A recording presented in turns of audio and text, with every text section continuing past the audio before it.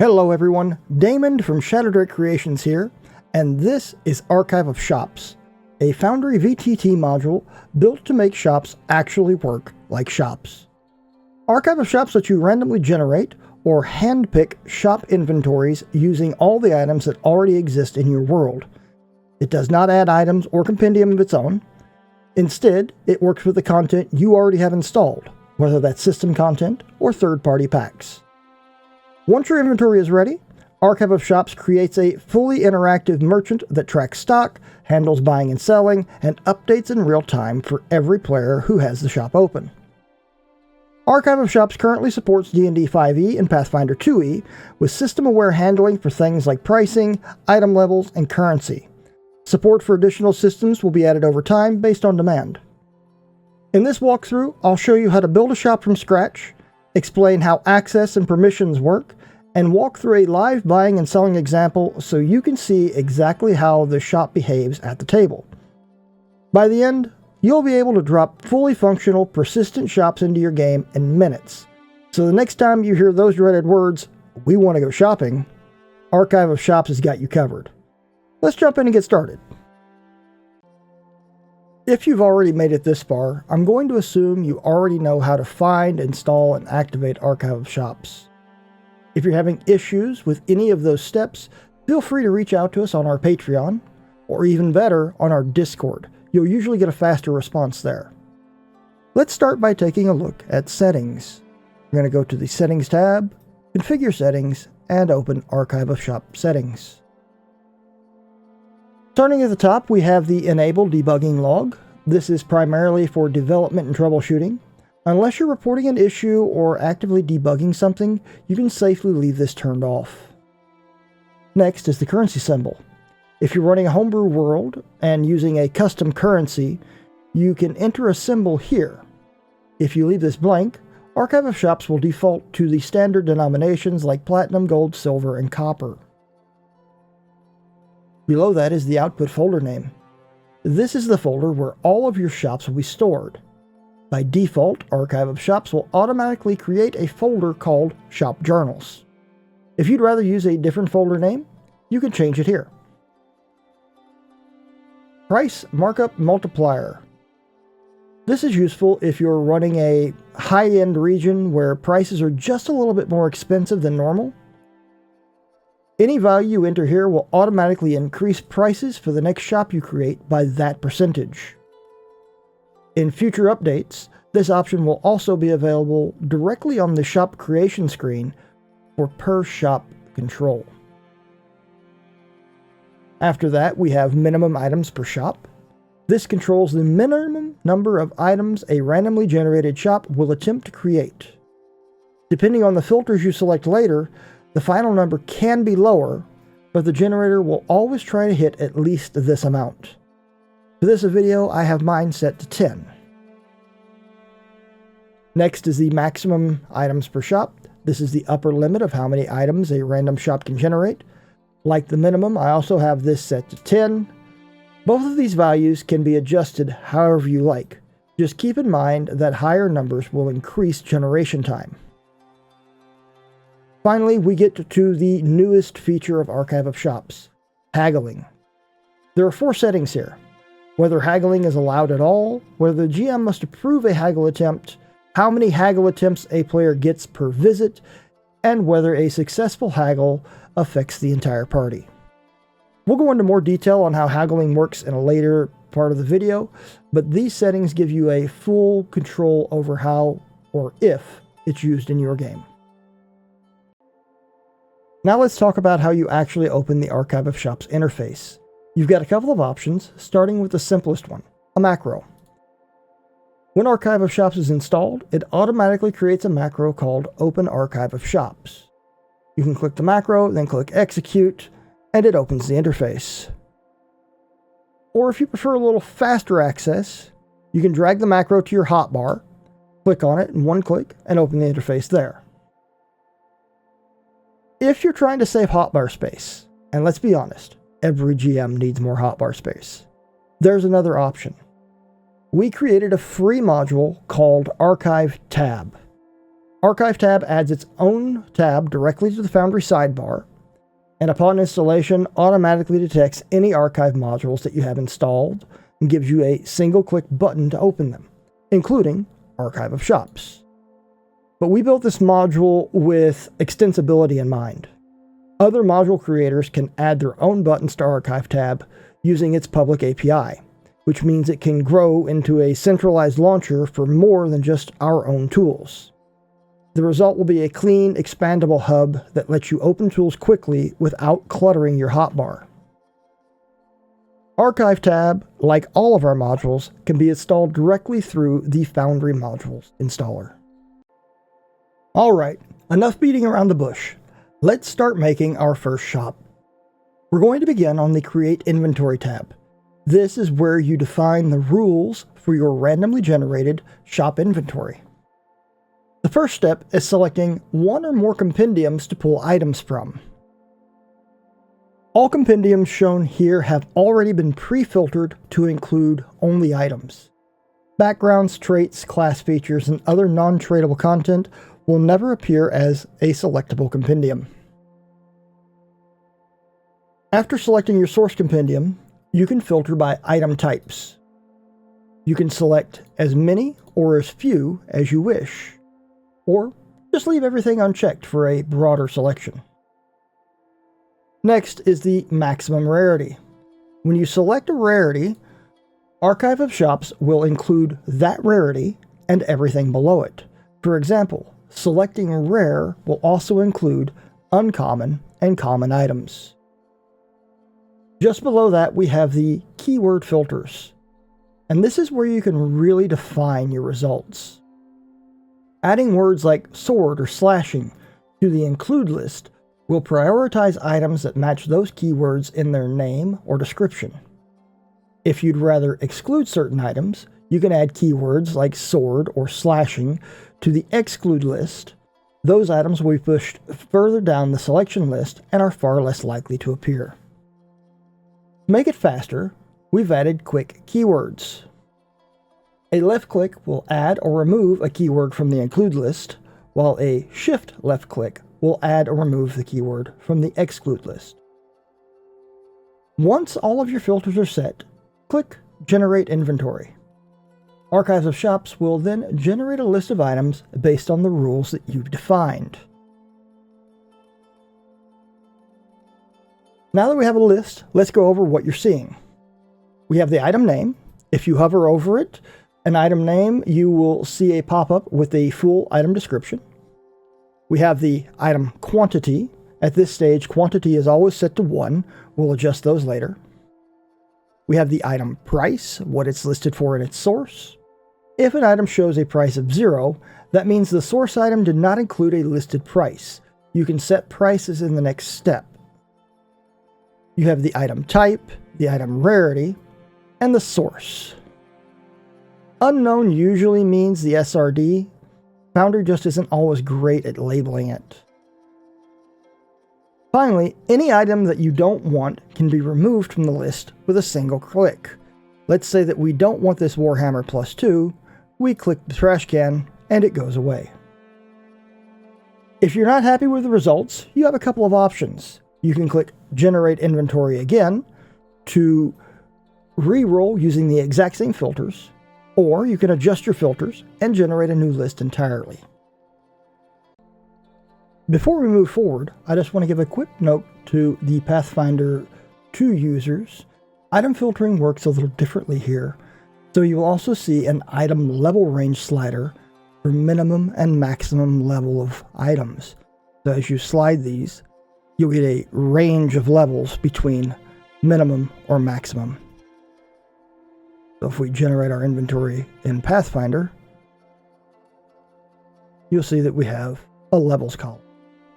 Other than that, everything works pretty much the same. All the filters, we have a few more quick words in here because there are a few more quick things to do in Pathfinder. Rarities and item types. Before we move on to the Output tab and actually create a shop, I want to take a moment to cover the Manual Build tab. Just like the Create Inventory tab, you'll see compendia and filters that you can select from. The biggest difference here is what happens when you select a compendium. The moment you select one, Archive of Shops loads every item in that compendium directly into the window. This is intentional. The Manual Build tab is designed for GMs who already have a specific shop in mind and want full control over exactly what goes into it. All filters and keywords work exactly the same as they do in the Create Inventory tab, letting you narrow the list down to just the items you care about. One quick word of warning. Some compendia, especially large third-party packs or imported D&D Beyond compendia, can contain thousands of items. The larger the compendium, the longer it will take to load, and the longer filters will take to reapply. When you click something, give Archive of Shops a moment to do its thing before clicking again. That pause that it does is normal. Once the list is loaded, you can browse through items, hover over names for pop-up descriptions, and click the plus button to add them to your output basket. Each time you select an item, it's removed from the list so that it can't be added twice.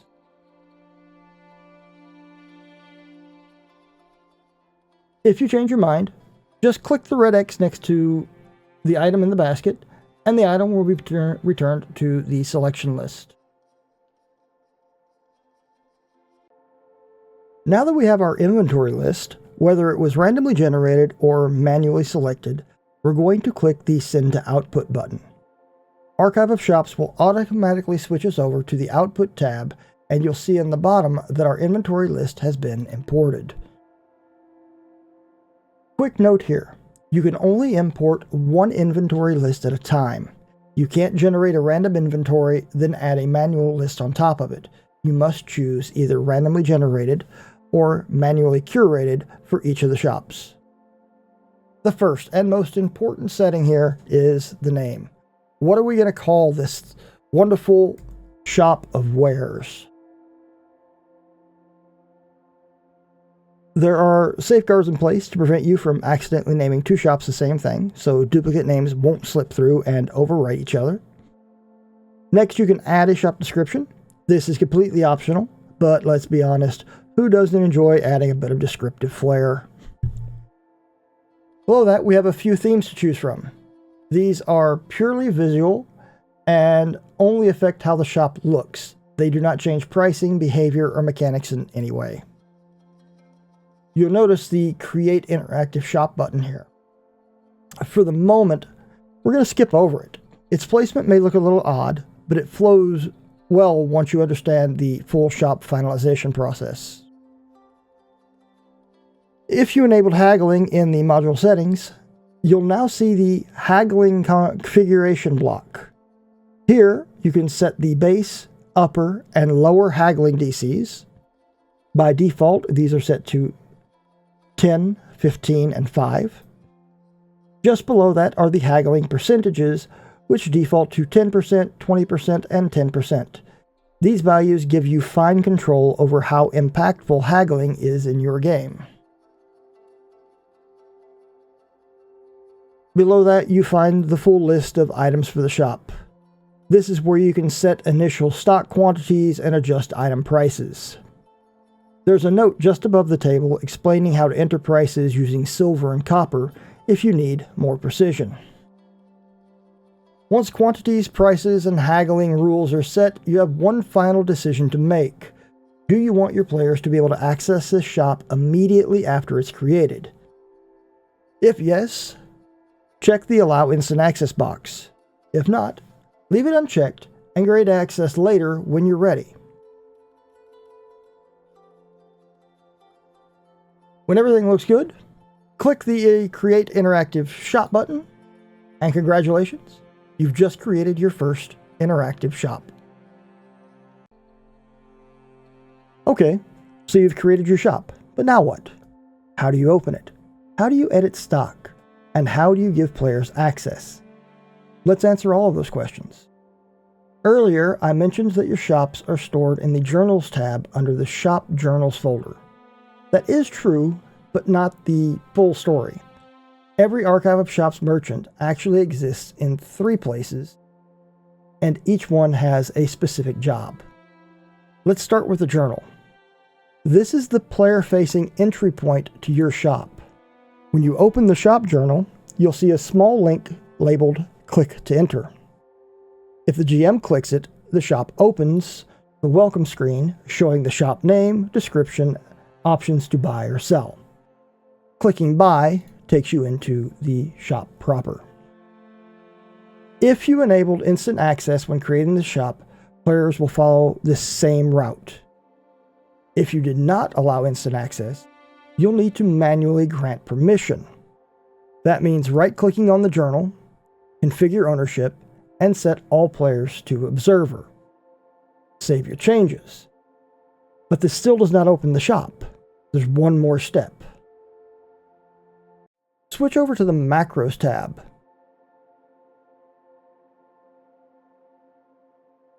Open the folder called Shop Open Macros.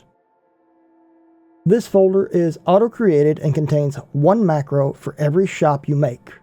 This macro is the actual lock on the shop, as in locking the door. If you allowed instant access, this is where you can later cut off that access. If you didn't allow access initially, this is how you grant it. The same as with the journal. Right-click, configure ownership, set all players to Observer, and save your work. That's it. Your players can now open the shop. To revoke access, simply change permissions back to None, but only on the macro. You might be asking yourself, why all this extra control? Well, imagine your party is in a fight for their lives. No spell slots, no healing potions, the cleric is down. Then someone realizes, well, I still have access to a shop that sells potions.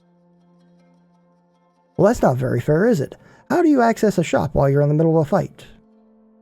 This system lets you lock and unlock shops intentionally, even after players have visited them. In a future process, this will be simplified. We're going to have an update with an Edit Shop tab that will have a single button to open and close a shop. Until then, permissions are the correct and safe way to manage access. Hey GM, you didn't think that I was going to make you jump through all of these hoops all the time to open your shops, did you? If you're still in that Macros tab, you'll find a macro called Open Shop Picker. Drag that down to your hotbar and give it a click. With it, every shop you ever create is just a couple of clicks away. Oh, and that third part of the shop I mentioned? You'll find it in the Actors tab.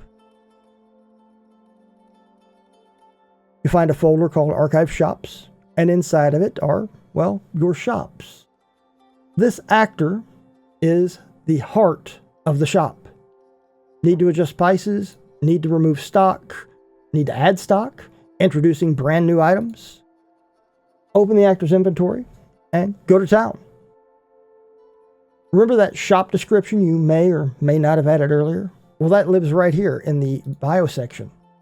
Open the biography, edit it however you like. Add flavor text, role-playing notes, a greeting, or update it as the shop evolves.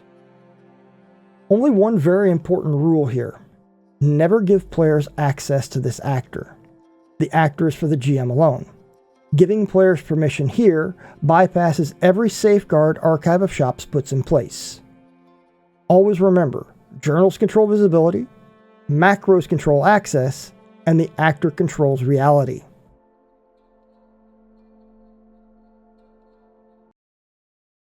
So far, we've built a shop using either randomly generated or manually selected items. We've covered how to open a shop, how to edit an existing shop, and how to give or take away access for your players. Now, let's see a shop in action. I've set up a split screen here with the player view on the left, the GM view on the right. The player is going to access the shop via the journals, meaning click on the journals, shop journals, and our trading post. From there, we're going to click on the macro inside the journal. There is a quicker way for players to access shops, that is to go into macros, click the macro and execute the macro, or drag the macro down to their hotbar and click it from there. However, that can get to be a bit of a mess when you start removing permissions for access to shops. If a player has a macro to access a shop on their hotbar and you have removed the permissions, all they're going to get when they click it is an error. For that reason, I personally recommend that you teach them the journal method. On the GM side, I'm going to use the shop picker to open the same shop. We're both going to go into buy items. Now, before we actually get into buying or selling, let's talk about haggle for a moment. You'll see on the GM side that the GM has a haggle button as well. When you click that haggle button, you will get a pop-up window that says choose a character to haggle as. You get to pick any of the characters that exist in your world and test haggling as that character. It's a good way for you to get an average of how their rolls are going to go, what kind of price changes you're going to see, and things of that nature. So let's go over to the player side and actually click the haggle button. You're going to see a pop-up on the GM side asking if we want to allow this haggle attempt. We'll say yes. We get a clear indication of what happened. His roll was an 18, which is a success. And we can also see in the shop that the prices have changed. We now have a base price that's kind of grayed and striked out, and a haggle price. On the GM side, you also see a clear haggle button. This button only appears if you have group haggling enabled, which means that the haggled prices that this player just rolled will be effective for the entire group. If you do not have group haggling enabled, that player would have rolled to get their haggle prices, and then the moment they close the window, the haggle prices will clear. It's the same as if the shopkeeper said to you, "Sure, I'll give you a better deal, but only until you walk out the door." So I'm going to go ahead and clear this haggle, and we're going to look at buying and selling. On the player side, I'm going to go ahead and open my player sheet, look at their inventory. I've seeded this player with 1,000 platinum. You're never going to see a level 1 player with 1,000 platinum, unless your DM is really nice. So what are we looking at here? We want to buy something. How about this glaive +1 right here for 40 platinum or 400 gold? We're going to go ahead and click buy. The item is removed from the shop for all players, including the GM. It is automatically added to the player's character sheet, and you'll see that the 40 platinum was removed. The reason that it auto removes that item is because the shop has only one of that item. This means you can't double sell an item. First come, first serve. Now, how about selling? We move over to the sell tab and we scroll through our inventory here and look for something. Let's see. Oh, we've got a couple of silks here. Silk is worth 10 gold each. Because we have two of them, if we drag them over here to the sell area, you'll notice that we get a pop-up asking, how many do we want to sell? I'm going to sell 1. We will confirm this, and you'll see the pending sale. But, oh, hang on, what's this? If we look at our inventory, our silk is worth 10, but the shop is only offering 5 gold. This is intentional. We're only allowing the shops to offer you half the value of your items when you sell them. When we do the update that we're adding for editing a shop, this might be a feature that we add to allow you to adjust how much of a return you're offering to buy. So, if you just change your mind, you can remove the item, or you can put it back and go ahead and complete the sale. When you complete the sale, you'll notice we have a buyback this session only. This session means for as long as this window is open. If you close this window, you lose your very last chance to buy back your silk for the same price the shop gave it to you as. There's a small error there where that price is missing. We'll fix that before this goes live. If we look over the GM side, we'll notice, well, the silk has already been added at its regular 10 gold price. So we're going to go ahead and buy it back. It puts it back in our inventory. It gives us back our 5 gold, or it takes away the 5 gold that we gave it, puts it back over on the shop side, and you can see it's now gone from the shop. Speaking of selling, a little bit of fun that we can have as GMs with our players. There are sometimes you get those adventurers when they get into fights, they want to loot the bodies and grab everything they can. Oh, he's got a longsword, he's got rusted armor, he's got this, he's got that, he's got the other, and we all want to take it to town and sell it for gold. When you create a shop, I'll go ahead and open our shop here. When you create a shop, it is automatically seeded with 100 gold. That's it. If all your players do is sell items and sell items and sell items and don't buy anything, your shop can actually run out of gold and stop buying things from your players.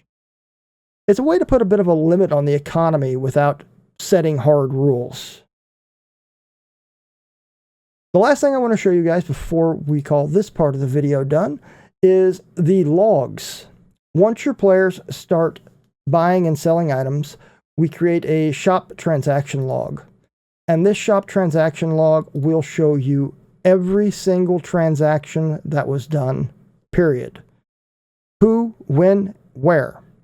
So if in 2 weeks, one of your players comes back and says, oh, you remember we were in that town and the server glitched? I lost my favorite dagger.